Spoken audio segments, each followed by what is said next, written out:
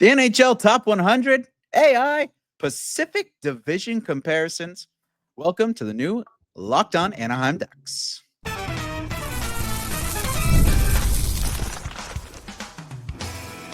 Your Locked On Ducks, your daily podcast on the Anaheim Ducks, part of the Locked On Podcast Network. Your team every day. Hello and welcome, everydayers. Thanks for making Locked On Anaheim Ducks your first listen every day, part of the Locked On Podcast Network. Your team every day. Today's episode is brought to you by Game Time. Download the Game Time app, create an account, and use code LOCKEDONNHL for $20 off your first purchase. I'm Kyle Kjer. I'm a lifelong Anaheim Ducks fan. I've spent multiple years covering collegiate sports, including college hockey. But on Locked On Ducks every day, we're talking about the Anaheim Ducks, and we've got a bit of info to get into today. Not a whole lot of Ducks news to report, but in the Locked On Ducks world, I do have one thing to report. That's right. I am starting grad school. Just got in. My next Thursday is my first class of the semester. Super excited, but don't worry. All things Daily Ducks Locked On. I'll still be locked on, so don't you worry. It's coming your way. We'll be keeping things flowing over here on Locked On Anaheim Ducks. So don't worry about your daily coverage. I got you, especially once that season starts. Really, really excited. We're getting closer and closer. We've got the rookie face-off tournament coming up here shortly in Irvine, right down the street from where I live. And we've got the training camp coming up, preseason games all over Southern California. And then finally the puck will drop in just about a month and a half. So getting there slowly but surely, but we are getting there. Right now in the Locked On Network, we do have some fun going on. We are doing our annual top 100 at the NHL Locked On Network. So all of the hosts have been posting their top 5 players, and then there also is a survey breaking down the top 100 that we do want your participation in. You have your chance to get your voice heard on the Locked On NHL Network on who you think the top 100 players are.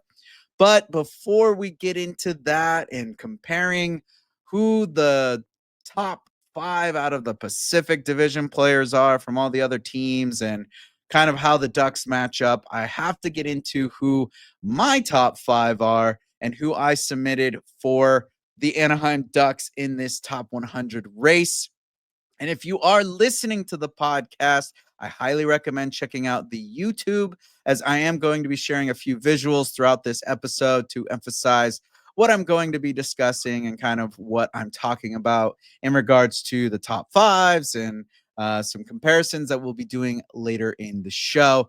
So to get started here on the YouTube, you'll be able to see this. If you're listening, just hold on a second. But this is my top 5 that I have picked for the Anaheim Ducks. Starting off at number 1, I have the young centerman of Leo Carlsson, followed very closely by Lukasz Dostal. Then I have Jackson Lacombe at 3rd, Troy Terry at 4th, and Mason McTavish in 5th. And I did have Cutter Gauthier as the 6th, but that is not here on the graphic, but he definitely got my honorable mention. There's a couple reasons why I picked what I picked, and the reason Cutter's not up higher, mainly just was not the one who broke into the 20-goal mark. Sorry, my man. And obviously, you got to have Dostal here, and that's top 5 out of the players. But you're probably wondering, and looking at this list, you're thinking, why do you have Carlsson at the top and not McTavish or Terry, as they had more points and goals? Well, when it came down to my decision, I really looked at the entire season as a whole and how Carlsson took off at the end of the year. I think he was very timid, kind of just not feeling himself and really, having that confidence in his NHL game at the beginning of the year. But once he got over that Four Nations trip and he, got to hang out with some of those top guys and really get involved with these top players in the league. I think it really gave him that confidence to be like, you know what? I've got this. Like, what am I even stressing about? Let me jump in, let me get going. And he did. He started to really show why he was picked second overall when he was. I mean, honestly, I think he's going to give Connor Bedard a run for his money in terms of their career numbers and how the longevity of each player in this league. I definitely see Leo giving Connor Bedard an absolute run for his money. But the way that he makes plays and the way he sees the ice, his compete level, the two-way centerman that he can be, his ability to match up against top line centers. Like, I remember his first year, let alone last year, but when he first played against Connor McDavid and Leon Draisaitl at home against the Oilers, it felt like he was right there. Like, you could barely tell that this was a teenager out there competing against these guys. He seemed right in on the mix. Obviously, strength will come as he gets older and spends more time in the NHL gym, but competitively and hockey IQ wise, he's right there. So this is why I had him at number one. I think he's a phenomenal player and he's going to be extremely good this next year with the new coaching. I think he's going to take a massive leap. So that is why I had him at number one. And then moving on with Dostal, I mean, I would consider him more of a 1B on this list because without Dostal, the Ducks don't have the jump in points that they did last year. Dostal stepped in the net, played a lot more games than he was probably thinking he was going to play this last year, with Gibson being out due to injury, and he did phenomenal. He stood on his head. You could see the amount of games he played and such a short notice in regards to a career kind of caught up with him towards the end of the year. He did kind of flounder, start to let a little bit more in, but he was facing over 30 shots almost every single night. So that is to be expected. And now with the big contract, Dostal's going to come in and have a fantastic year. He's been a cornerstone for Team Czechia in the international play. I think there's the ceiling for him is extremely high, just like it is for Leo Carlsson. But this year, we're really going to see a different Dostal with a new coaching staff stepping in and really helping out the defensive end. I think this guy is going to be in the top 10 of goaltenders all season long. And he's going to be that much more comfortable with the NHL crease. You see, when he does play international and he's on the bigger ice, he has much better numbers. And that's just getting used to the smaller angles and the smaller ice, and just the way you read the lanes is a little bit different. And that's just going to come with time and more repetition. And now he's got Peter Mrazek, a fellow Czechian player, to back him up.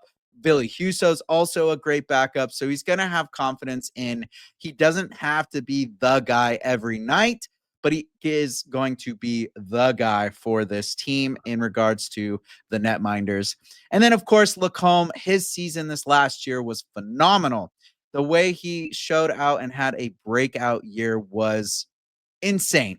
I think it was unexpected across the league, and obviously it was well absorbed, and people took notice across the league as he did get invited to the Olympic orientation camp for Team USA. Great to see him there. I saw some people complaining that he was on the list and not some defenders from other teams, but I think he absolutely earned his spot in this orientation, and he's going to prove it even more this year. And it all comes to this new coaching staff. The fact that Lacombe was able to put in that type of performance with the Greg Cronin Ducks and style just speaks volumes onto what he can do. His ability to angle players off, and then the amount of times that he had a controlled breakout in situations where a controlled breakout shouldn't have even existed, were outstanding. He has this ability to stay calm under pressure. He was having to pick up the slack of a injured Gudis last year, and now he's going to come back with this healthy Gudis as a line mate or a defensive partner, and the ceiling is extremely high for him too. It's going to be really fun to watch him go. And then coming down to Terry and McTavish, really it just came to that Terry had the most points of the team. McTavish had the most goals. So I went more towards Terry being in that fourth place position because I feel like he has a more well-rounded 200-foot game. He does all the little things right. Obviously, McTavish going to be a huge piece once that contract is signed and he does finally show up at camp as a rostered Anaheim Duck player. And we'll find out what that contract looks like once it is done. But I expect big things out of him, and I think he's going to take a huge step this year as well. Lots of forwards, defensemen, goalies, all of the guys here on the team, pretty much this young core that's becoming not so young very quickly. They're starting to come into their own, and I really think they're going to make their mark on the league this year. But now we got to look at what the rest of the division has in store for their top five, and we're going to do that right after the break. College football is back. And honestly, there's nothing better than the energy of tailgates and being in the stands with your fellow fans. The only downside, trying to get tickets, endless queues, hidden fees, and prices that jump at checkout. That's why I use Game Time, the app that gives the advantage back to fans. It's the easiest way to score last minute tickets at the best prices with no surprise fees. What you see is what you pay. I pulled up Game Time. I mean, we've got USC out here, there's UCLA, there's great college football. But I grew up in Nevada, so whenever I go visit my parents, I want to go see a Nevada Wolfpack game. You pull up Game Time, you're getting tickets for at least or pretty much $25. That's really all you're paying. Nothing crazy, getting into the game, getting into the action. And college football is so much better than the NFL. I'm sorry, I'm a little biased, but take the guesswork out of buying college football tickets with Game Time. Download the Game Time app, create an account, and use code LOCKEDONNHL for $20 off your first purchase. Terms apply. Again, that's promo code LOCKEDONNHL for $20 off. Swipe, tap, ticket, go. Download Game Time today.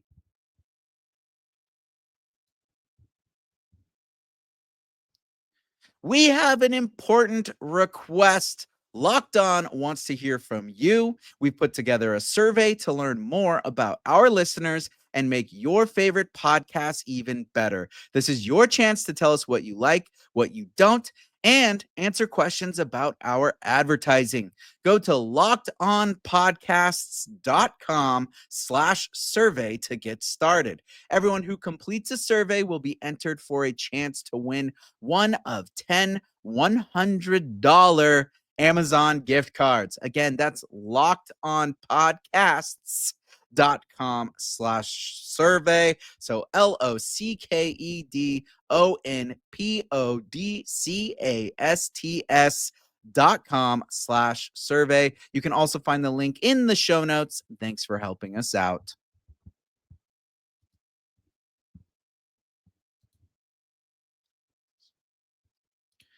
Sorry about that for those of you on the YouTube that were looking at the ad. I did not put the banner up, so I'm going to put that there for a second for you. So if you want to take that survey, there is the QR code and the link for the visual. So check out the YouTube for that. I'm going to leave that there for a minute.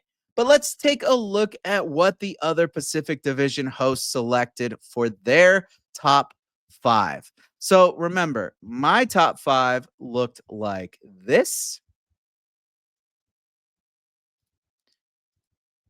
We've got Carlsson, Dostal, Lacombe, Terry, and McTavish. So first up, I'm going to give you the breakdown of Calgary. So Locked On Flames chose for their top five, Nazem Kadri, Mackenzie Weegar, Dustin Wolf, Rasmus Anderson, and they didn't have a fifth place player on their list. But I mean, it's a pretty decent mix of players. Obviously, Kadri is a Bulldog. I don't know what the Avalanche were doing when they decided to move on from him. Mackenzie Weegar, he's got decent scoring potential. We've seen what he can do out in Florida and now with the Flames. He's been doing pretty decent. I don't think Wolf is as good as Dostal, honestly. That's my humble opinion, of course. But I think that Wolf had his flash in the pan, but I just don't see him really being the guy anymore. It might just because of this kind of middling Flames team that was in front of him, but I just it's not there for me anymore. And then of course Anderson, he's a solid back end player. He plays decent defense, but he's been kind of up and down with the Flames as well. So we'll see how that goes. But next we have Edmonton. Locked On Oilers has, of course, Connor McDavid, Leon Draisaitl, followed by Evan Bouchard, Zach Hyman, and Matthias Ekholm. I mean, we all know where Connor and Leon stack up in regards to the rest of the NHL and the league, but Bouchard, he's got the Bouch bomb. Obviously, a wonderful blue liner. The Edmonton Oilers cannot really do well without him that on the back end there. And I mean, when it comes to Zach Hyman, I think the Ducks have Chris Kreider now, and they're going to match up pretty evenly in regards to their play style and how they attack the net. And I think he's just going to be an absolute asset for Carlsson and Gauthier. That's just what I'm predicting, that they're going to be on the line together. And for him to get in there and just get his hands dirty and help those guys out is going to be phenomenal and exciting to watch. Even if he isn't on that line and he goes down with Mason McTavish and most likely Granlund, I mean, there's a lot of ways that the Ducks lineup can be mixed up, but I just see Chris Kreider being a Zach Hyman type player for the Ducks this year. And then of course, Ekholm on the Oilers. What a player to have. I mean, the injury woes here and there, but he could possibly be a player on the decline right now, but you're going to get some solid defense out of him, at least for most of the season next year. Next is the Kings of LA. Locked On Kings selected Adrian Kempe, Darcy Kemper, Anze Kopitar, Kevin Fiala, and Quinton Byfield. Don't really want to give that team more time than they need. We all know what we think about them. Next up is San Jose. I just had them with me, Locked On Sharks. JD, what a phenomenal guy to talk to. He chose Macklin Celebrini, Tyler Toffoli, William Eklund, and Will Smith, and did not put a fifth player, understandably. I don't think there is a fifth player on the Sharks that you could even name. Obviously, great, talented young players, but not a lot of seasoning on these guys yet. There's just still some fresh meat. They're like a steak that's still rare, not quite there at that medium rare status. They got some cooking to do. Next, we have Seattle. Locked On Kraken selected Joey Decord, Jared McCann, Matty Beniers, Brandon Montour, and Shane Wright for their top five. They did have a couple honorable mentions as well, like Vince Dunn. It's hard with Kraken. I feel like they do have some good talent. Some solid players are on the Kraken, and I definitely miss having Brandon Montour on the Ducks. I would love to have him on the back end again, but I think there's just still a lot of work to do for this team and for them to really get up to par and get over the hump. We talked about it with some of the guests. They're basically an entire team of third liners, except for a select few. I can kind of back that statement up. I feel like that's pretty accurate. I would like to see the Kraken be a little bit more competitive and possibly bump out some of these Canadian competitors up north, but it'll be interesting to see. I feel like if Seattle can be a competitive team, it's not only good for the Pacific Division, but overall just good for the league to have strength in Seattle. That city deserves it. They don't get a lot of happy things up there. It's just the doom and gloom type of city. Hard workers, blue collar. They're fishing. They're in the industry. They're working on the Navy bases. Give them something to go watch on the weekends and feel proud about. I'm here to support that. Next up, we got Vancouver, and the Locked On Canucks has Quinn Hughes, Elias Pettersson, and Thatcher Demko only. Looked like they had some other players. They got deleted or something off the chart. But, I mean, the Canucks, they were supposed to be a promising team this last season, and it just didn't happen. There was really nothing there. It just seemed like as soon as one seam started to unravel, the entire thing fell apart. There was the whole JT Miller issue. There was the Elias Pettersson, and then we got rid of JT Miller. They got another Elias Pettersson. Then they got Marcus Pettersson. They have the team of Petterssons. but I just don't know if they're going to be able to do it this year. I don't see a lot of promise there. It just doesn't seem like much is happening in Vancouver.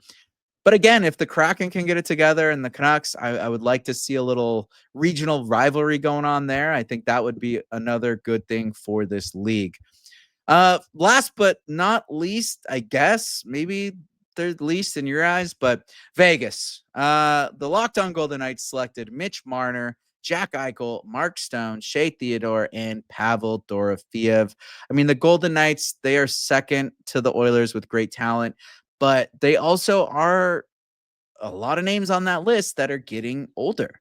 They're kind of aging up, and I'm not exactly sure how long this group can stay together. And knowing how McPhee works out there in Vegas, he's not afraid to just shotgun guys out of the team. We saw it happen with Fleury. We saw it happen with Quick.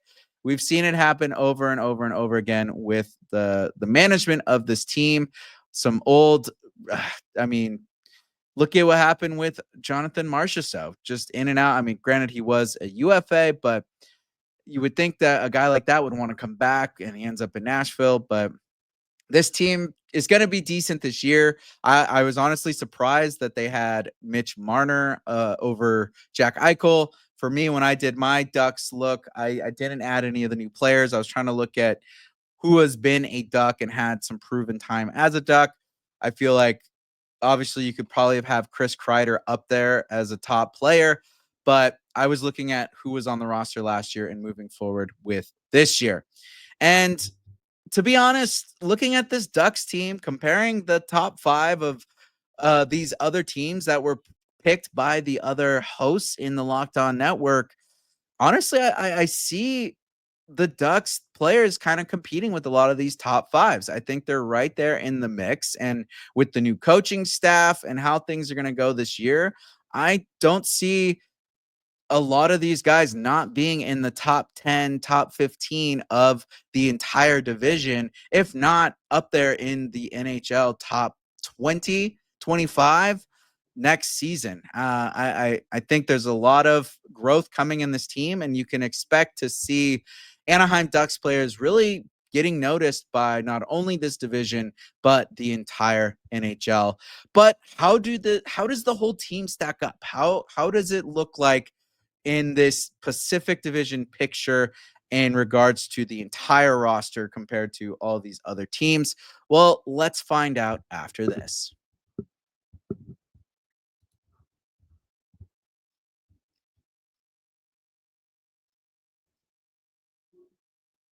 Now, as we look across the Pacific Division, there are a lot of question marks on where teams are going to end up and which teams have the push to really have a good playoff run this season. And it, it's kind of open there. It's up in the air this year. I mean, the Kings, Vegas, and Edmonton, they're kind of the top three, I guess you could say, that people are hunting for. The Kings did have a weird selection this year in regards to signings and free agency and stuff like that, but they do have a pretty decent roster on that team. Edmonton, not a lot changed. You know, they're going to be competing in Vegas as well, as long as the age does not catch up with them. But I decided to take all the data from last year, the current rosters, and I took it all to Microsoft Copilot, which is the new Microsoft AI, basically competing with ChatGPT for those of you that are familiar with that. So I asked it to generate some comparisons, predictions, and it basically spout out some graphs and nice little visuals. So we're going to take a look at those and kind of see where the teams compare. So again, if you're listening, I highly recommend pop on over to the YouTube, check it out. The visuals make it pretty nice and easy to see. So first up, you can see here, we've got the bar graph here that was generated. Super simple and easy to look at, nice and colorful. But the way that this graph is looking, it's comparing kind of a couple categories out of 1 through 10 and where each team lies. The categories are offense in blue, defense is in orange, goaltending in green, and the prospect depth is in red. So as you can see here, the Oilers have a fairly large lead in offense at just under a 10, followed by the Golden Knights at about a 9. I'm going to make this full screen so I'm not in the way here. So I'm still here. You just can't see my pretty face. It has the Ducks at around a 5 in regards to offense. So not quite up there with the rest, but I think that's going to change after this year. For defense, the Kings take it with a 9, followed by Vegas with an 8, and the Ducks are ranked at a 4. Obviously, that takes into account how the defense was last year. Again, something that I think is definitely going to be changing with the new coaching staff. Goaltending, I find very interesting as this has the Kings at an 8 and the Ducks at a 6, matched with Edmonton and Vancouver. Yet it has Calgary at a 7 as well as the Golden Knights. So to have the Kings at an 8 in goaltending really threw me off. The Ducks at a 6, I mean, I, with Dostal, I would think he would at least bump that up to a 7. And now with this new pairing, I think this did take into account probably Gibson being injured and the numbers there, but Ducks at a 6, I feel like is kind of a slap in the face. And then to have Calgary at a 7 with the Golden Knights, also very, very interesting to me. And then looking at the prospect depth, obviously the Sharks have the lead with the 10, and the Ducks come in at a 9, followed by the Flames at a 7. So pretty interesting predictions there with the different categories. I think the Ducks now taking into account with the coaching staff is going to be different numbers. This is basically taking the data from last year and just really trying to look at how they compare numbers wise. But when you take into the factors that you can't be seen yet with the coaching and everything, I think the Ducks defense is definitely going to take a jump. The goaltending we know is good, and then the offense is also going to take a step up as these young guys are finally getting that scoring itch knocked out. And then the next graph that I'm going to go into, this is a radar chart. This one is comparing kind of some different categories as well. It's got the prospect pool, team balance, goaltending, defense, wing depth, and center depth. As you can see there, obviously the Ducks doing good in the prospect pool area of things.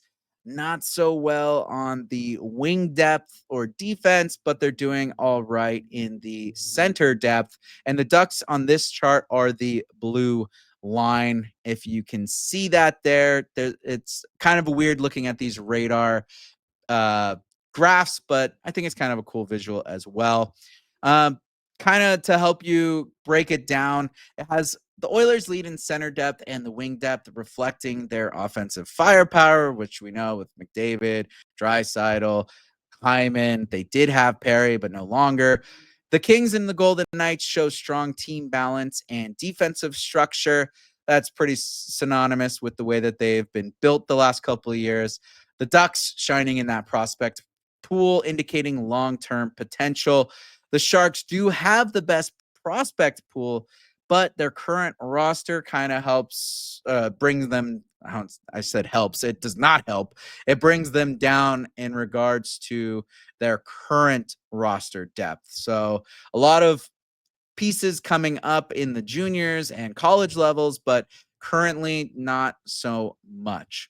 And then finally, to wrap things up here, let's look at the projected points leaders for next year. Obviously, we've got Connor McDavid and the Oilers being up there in the top with 135 points predicted for Connor McDavid.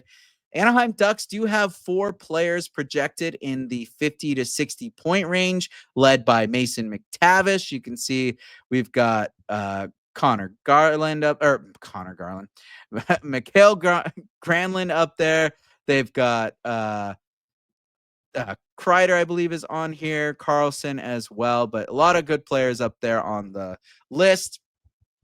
We've got Macklin Celebrini and Pavel Dorofeev expected to lead their teams offensively. Celebrini for the Sharks and Dorofeev for the Golden Knights. And then Leo Carlsson is projected to take a big step forward with 54 points, signaling his rise as a franchise cornerstone. This says 54 points for Leo. I think he's going to have a little bit more than that. I'm looking at the 70 range for Leo Carlsson with a lot of assistance coming from the scoring prowess of Cutter Goche. So we'll see how that goes. Obviously, these are predictions, and these are predictions created by AI. So take it with a grain of salt as you will, but it does take in all the data and kind of stats of how everyone's been doing the last few years. So lot of uplook, a lot of approval there, you know. I think there's some good things that are coming for this team. I think there was a lot of room for improvement, obviously, for this team, but with the youth, that's going to be expected. It's going to be coming up. So I'm curious to what you think. Obviously, there's a lot of anticipation for this year with the new coaching staff. So is AI right here? Do you think these charts represent the true standings and kind of where these teams lie? Do you think it's full of you know what? Let me know. Obviously, submit any questions or comments at cartalksports.com/connect, KJERTALKSSPORTS.com/connect. That's where you can get with me. Also, the comments section on YouTube or the social medias as well. I'm really curious to see what you guys think. And obviously, participate in the top 100 NHL survey and go participate in that survey for Locked On. I've got the code up there for you right here as I close things out. So thank you for making Locked On Anaheim Ducks your first listen today. For your second listen, check out the Locked On NHL podcast. There's no off season, bringing you the daily league-wide stories that matter most with the local coverage you love from Locked On. Find Locked On NHL on YouTube or wherever you listen to podcasts. Go like and subscribe to the Locked On Anaheim Ducks podcast on YouTube as well. Go take that survey. And as always, I'm Kyle Kjer. Be good out there.